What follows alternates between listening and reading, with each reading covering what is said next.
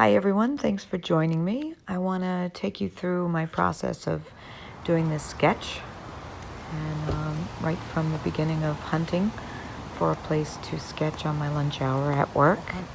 And you can see I'm heading down a pretty cool walking track area. It has a lot of dappleage in the lighting, which I love. And I'm kind of taking a peek around for where I might have a private spot. And I think I found a nice view near this picnic table, so a good spot to set up my stuff. And I love the contrast of the stripes on the building with all the foliage in the front, so I think I'm gonna plant myself here. And just to give you a look at my materials, I'm working with both watercolor and gouache. And gouache is basically an opaque watercolor. I like gouache because you can work from dark to light and then light to dark, and you really don't have to strictly plan your painting as you would in watercolor. You can see I start from the background. It's usually a typical watercolor process. And I start from the top. Here's another view of what I'm painting again, so you could get a feel for what I'm doing with these stripes on the building. So this is laying in the brick stripes. I'm doing it very quickly. I have only about an hour to work. And I did take some time and put some details in after being on location the first time. So you can see how the progress is coming along with my messy palette.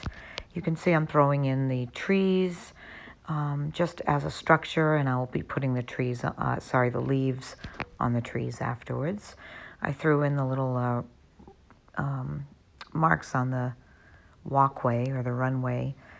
You can see the division in the road there.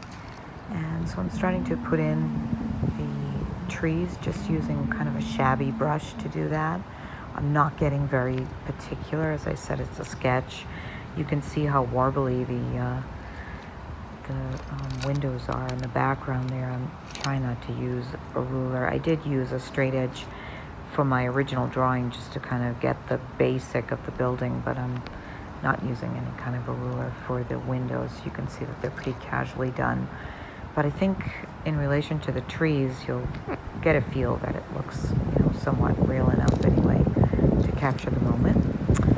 So I'm kind of glad you can't hear me painting because I'm humming away, and I kind of forgot I was humming while I was shooting the video. So I'm glad I'm doing this voiceover, even though you get to hear my ridiculous Rhode Island accent. Anyway, it was kind of cool place to be doing this. I was watching as people were jogging by, walking by on their lunch hour, and you can see the painting's pretty much at its finished stage, and a glance up to the view again so you can see how it looks.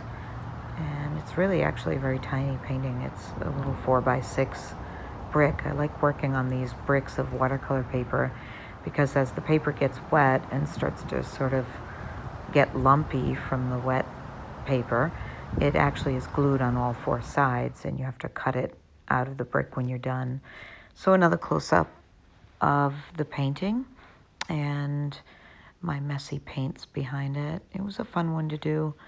I enjoyed it. Thanks so much if you hit the like button, and especially if you subscribe, so that I know people are out there and that I should make some more videos.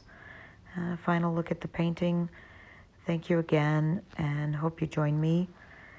And if you tap on the bell icon, that'll tell you when I'm putting up new videos so that you don't miss anything. Hope it wasn't boring. Hope you enjoyed it. And thanks so much for joining me.